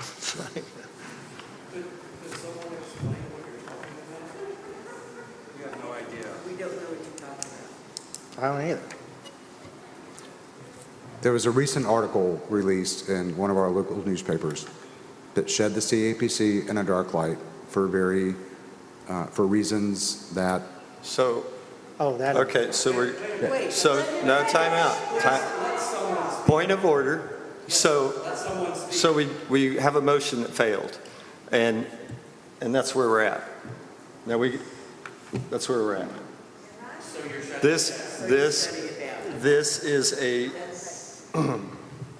Right here is the reason that citizens, yeah, I'm sorry. we should hear it. I'm sorry, this is just not appropriate. There are FOIA laws that we don't understand. There are personnel liabilities involved in that stuff. I am not wanting to expose myself to whatever is going on with that between whatever individuals and the city and the press and that. I'm not interested in that. I don't. Okay. Well, I would like it to go to legal. The motion has failed. Then. I'm not sure what. Yeah. Funding requests. There was two parts to that, to my agenda item. Okay. You have a motion. Okay. Motion to discuss structure moving forward. Structure going forward. What does that mean? Structure moving forward as a CAPC. Now, especially now that we're down to 4 commissioners. Structure going forward as a CAPC. Second. I have a motion by David Evanzino to discuss structure of the CAPC moving forward, seconded by Steve Holyfield. All in favor? Aye. Did you vote? I don't have a vote from Chris Jones.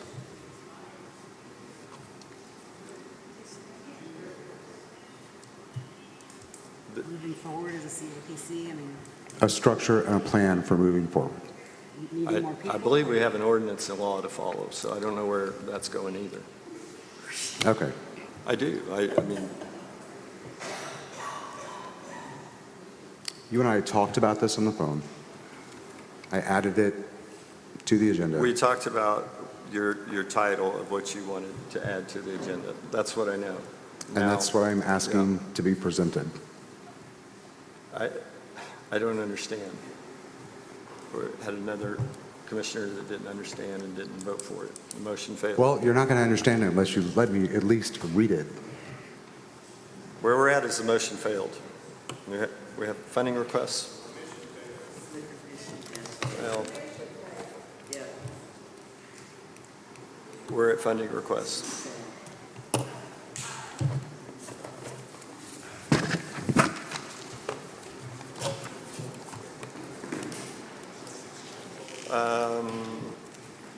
Jacqueline Wolven, Main Street, Eureka Springs.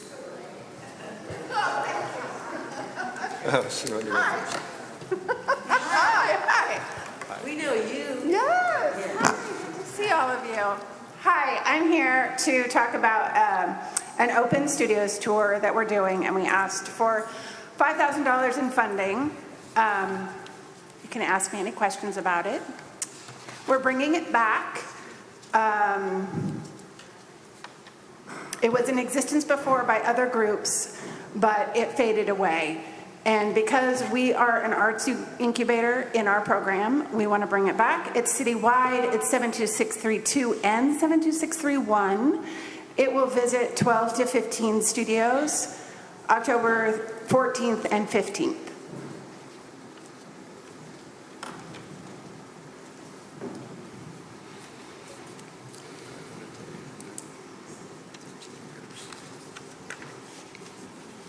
Do they have any questions? No. Motion to approve $5,000 funding request. Second. I have a motion from David Avanzino to approve Main Street, Eureka Springs, $5,000 funding request, seconded by Steve Holyfield. All in favor? Aye. Aye. Motion passes. Thank you. Thank you very Thank you. much. Thank you.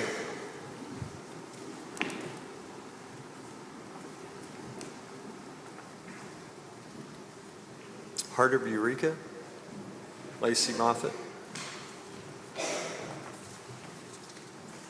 Hello, how are y'all? I am putting in a request for holiday funds, marketing support for the month of December of $5,000. I filled out the forms. I'm sure y'all have them. Do you have them? Yes. Yes. Okay. And what we're really wanting to do is just promote all of the holiday events that we're planning in the month of December. We're planning every Thursday, every Friday, and every Saturday, and we want to kind of make it a citywide thing and include the Passion Play with their holiday lights, include the Upper Rim where we're talking to the businesses on the Upper Rim to decorate so we can just kind of have a citywide holiday light tour. And we're also talking to some of the town or the store or houses on Spring Street and having a light decorating contest to kind of get all the city involved. So we're trying to get all the city, all the residents, and businesses downtown and on the Upper Loop involved. So we're asking for $5,000 in funding request for that. And we went ahead and just grouped it into December because there's a lot of events. I mean, I asked them if I needed to make a request for every single event. And it's just easier if we lump it in, into December. So, any questions? Heart of Eureka, what is that organization again? It's a downtown merchant group that we meet monthly, and it's businesses, downtown businesses. Well, it's actually any business in Eureka is welcome. And we talk monthly about the events that we feel like that will bring business and to our businesses and to the town. So it's just a group of business owners. Thank you. Mm-hmm. Motion to approve the $5,000 for Heart of Eureka. Second. I have a motion by David Avanzino to approve Heart of Eureka's $5,000 funding request, seconded by Steve Holyfield. All in favor? Aye. Aye. Thank y'all. Thank you. Eureka Fiber Festival.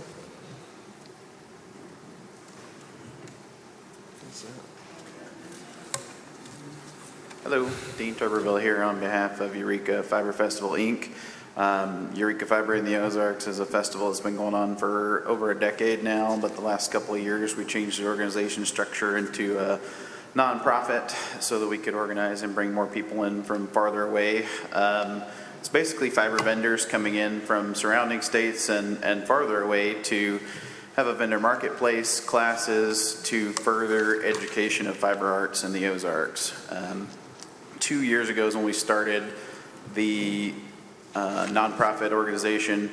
At that time, we had about 200 to 250 people for the 2022 show, or for the 2021 show, sorry.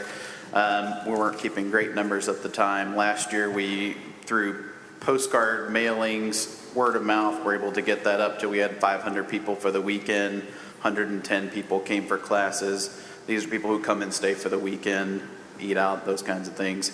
This year, we're hoping to bump that to 700 to 800 at least through television and radio ads, which we're applying and asking for $5,000 from you guys.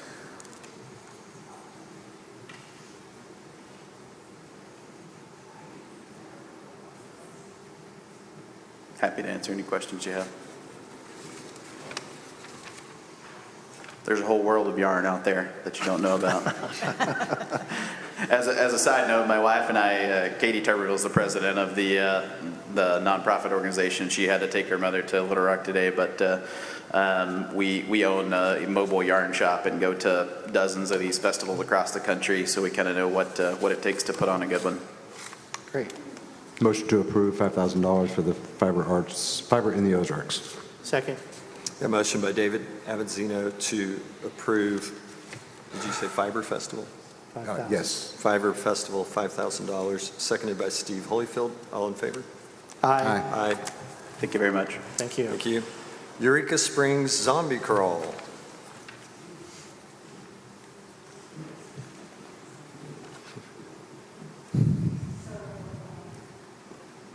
Hi, I'm Colson. I'm the organizer of the Eureka Springs Zombie Crawl, which is an all-day event that takes place on the Saturday before Halloween each year. So we'll start at 12 o'clock in the Basin Park, and we'll have music and dancing. We'll have vendors set up along Center Street. At 6 p.m. there will be a parade down through Spring Street. In previous years, we've had upwards of 10,000 or 15,000 people in town for that event, so it is one of the biggest events of the year. So as part of this marketing request, in addition to digital and paper advertisements, I would also like to have additional conveniences and safety for people in the town. So things like extra security, which the police chief and I have discussed, as well as extra porta potties and trash cans, essentially items that will help keep the town clean and safe, which kind of markets it for future years as well for this event and for others. Is this a for-profit organization? It is. Yes.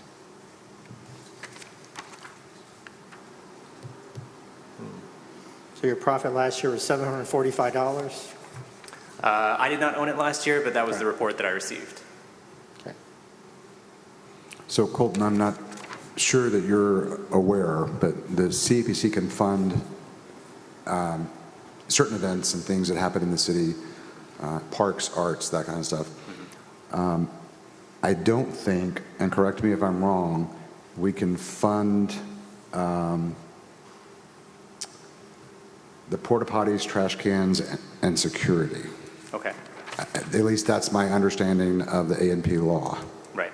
I've heard different, so I'm fine with that if that's the case. I did hear that one year that they did fund these things, but I know that rules and regulations change over the years, so that's why I went ahead and put it in there.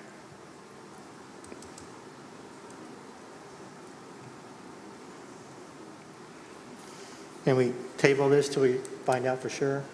Or Well, just say no to it and have it reapplied? I really don't want to say no because it's, what, 2 months? 2 months.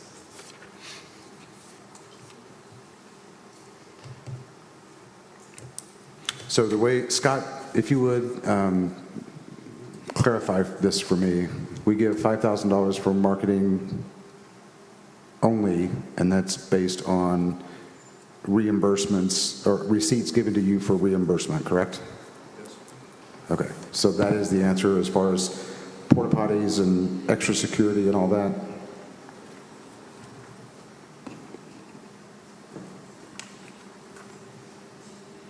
Scott? I'm sorry, I'm not hearing you well. So the $5,000 we can earmark for advertising only. And that's based on receipts that come back to you, and then the organization is reimbursed. Nothing can be spent on porta potties, security, or anything like that. Is that correct? That's correct. Okay. So if I may, I would like to make a motion to approve Eureka Springs Zombie Crawl in the amount of $5,000 for advertising purchases only. Yeah, Is that doable? that's doable, yeah. Second? Got a motion by David Avanzino to approve $5,000 for marketing for the Zombie Crawl, seconded by Steve Holyfield. All in favor? Aye. Okay. Thank you. Thank you. It's our funding request. We added to the agenda, first item for added discussion for money for parks and springs. I think that was a common topic that's coming from the community, that something we can help with is with parks and beautification, and you can argue it affects tourism.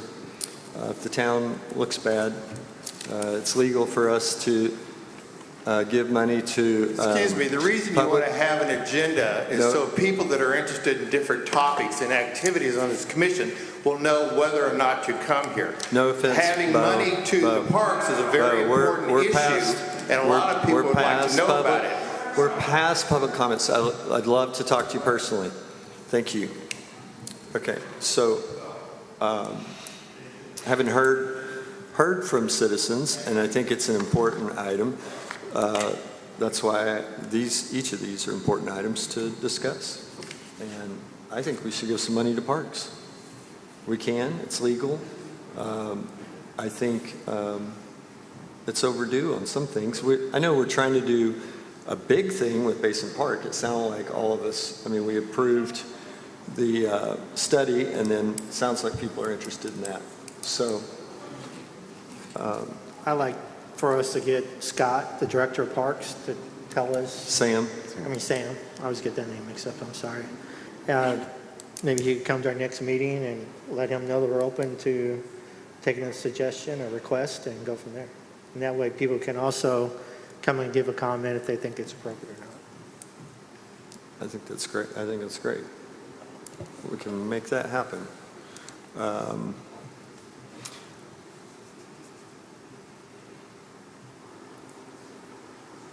Okay. Any more discussion on parks and springs? Okay. We don't need a motion. We can can invite Sam. We need a motion for that? To invite Sam? Do we? No. I don't think so. I think Scott, staff can invite him. We can put him on the next agenda in that topic.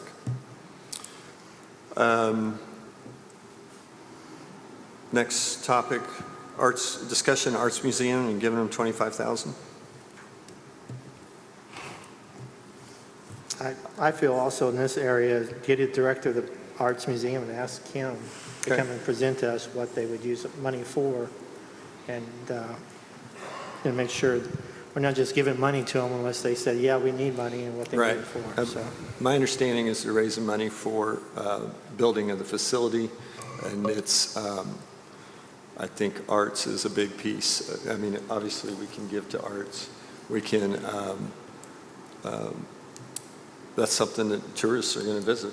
Yeah. It's a no-brainer. I'm not opposing to me. it. I just want to Okay, make so sure invite we them do it in the and right way. see that it's spent for building and proper Yeah. purposes. Okay.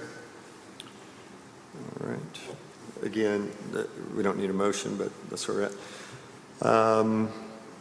Next item was discussion of dog park and money for dog park. I think we're probably on the same page. Yeah. Bringing Sam in, getting an estimate. The next two items, I think, would be Sam's purview. Well, I do believe on holiday lights. So that's it. So holiday lights, I do believe Scott has some information on holiday lights. Now, we did put money forward on holiday lights, and the city council also put money forward on holiday lights. Someone here tonight said nothing's being done. That's just not true.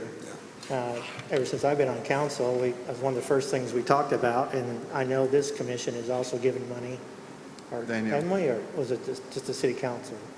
But there's people working on lights and improving it, and it's gotten better since I've lived here, so. Okay. Well, I believe Scott looked into adding some lights for odd buildings downtown and stuff, and looked into a package. It doesn't have to be the end of that. Oh, you I mean it just could be more specifically for the odd? and more, I believe. So what all did you look at? Okay, we've gotten a couple of quotes, and to decorate the outside of this building, fully decorated with the windows and the outline of the building was around about $7,000. And we walked to the Basin Park, and he got a layout of the land, and I have not seen a quote on that one yet, how to supplement the the lights that Parks put up On what?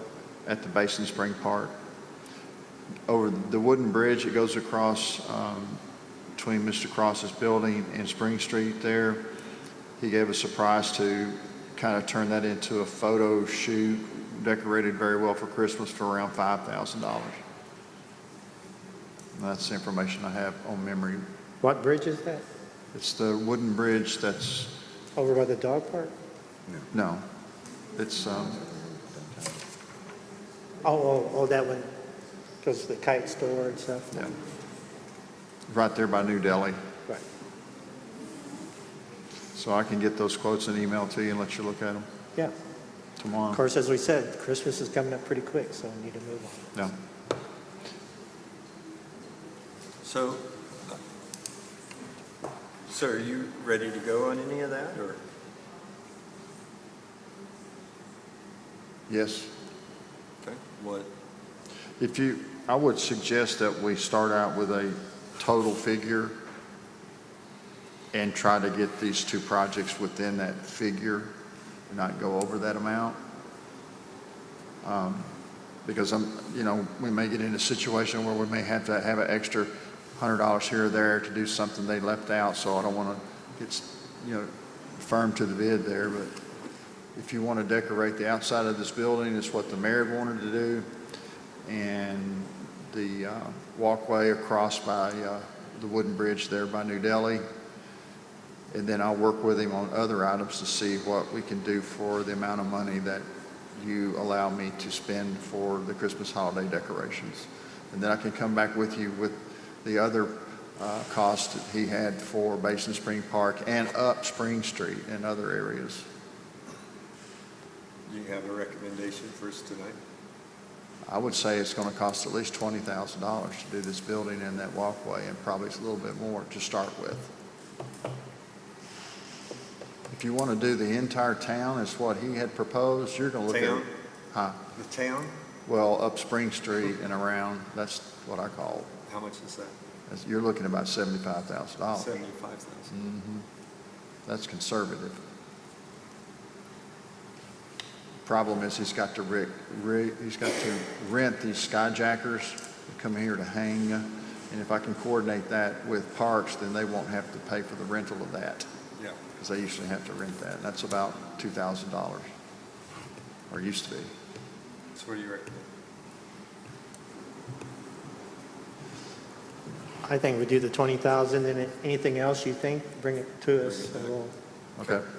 We have a motion? I move that we allocate $20,000 to decorate the auditorium for holidays. Second. I have a motion from Steve Holyfield for holiday lights for $20,000, seconded by David Avanzino. All in favor? Aye. Aye. Okay, I think that's those. We'll invite Sam back and the arts director to get more information. Who is it on the Arts Museum? I'd say the director, blanking on his down there with his name. Steve Beecham, okay. Old business, I don't believe we have any old business. Is Steve Beecham on the chair of the board or something right now? They have a director at the art museum.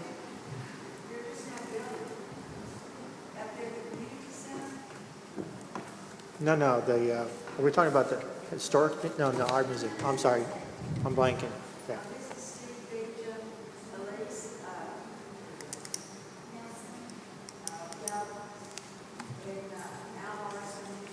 Oh, okay. Okay, thank you. Steve Beecham, then. Thank you.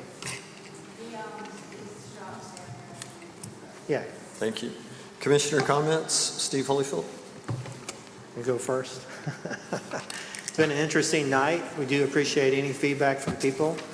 This commission's tried to open up. I mean, we've had meeting after meeting with nobody showing up, making any comments. We are open to input from everybody. I like the idea of having citizens have a workshop with citizens and stuff. I think I like our first workshop we have tonight before the meeting with some of the major tax contributors.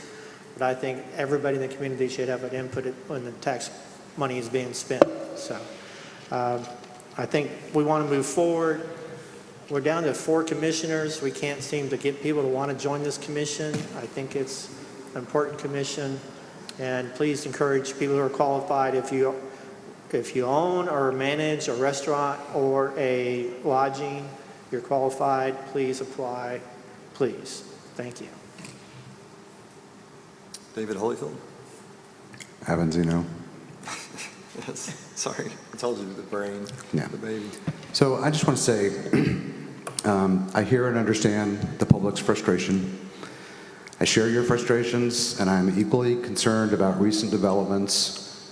It is evident that some of you are advocating for the abolishment of CAPC and the A&P tax, driven by understandable anger and disappointment. While I respect your perspective, I implore you to consider the broader implications of such a decision. If the CAPC and the A&P tax is abolished, it can never be resurrected. It can never be brought back.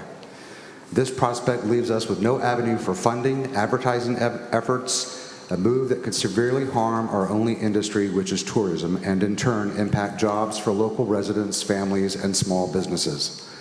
Without advertising, we risk deterring visitors from exploring the charm and beauty of Eureka Springs.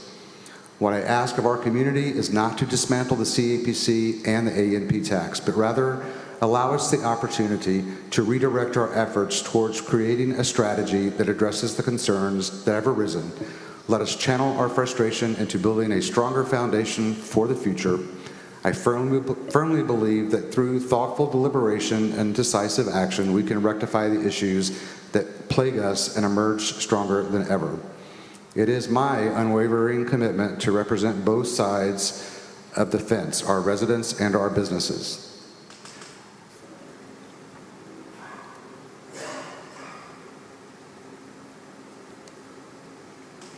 So incidents, I'm not going to go to that. What I was going to say earlier, but I'll just include it in my comments. My suggestion was that we convene weekly meetings until a comprehensive strategy is developed and executed. This approach requires the unyielding commitment of all commissioners. If weekly meetings prove challenging for any member, it is prudent to reassess your suitability for this commission, for the future of Eureka Springs is at stake. We need to establish clear guidelines for hiring practices within the CAPC and its staff. The selection process for commissioners needs to be reevaluated, eliminating any and all traces of favoritism. All commissioners should have access to all applications, and vacancies should be filled from our pool of previous applicants, with an emphasis on ensuring diversity and reputation within our commission.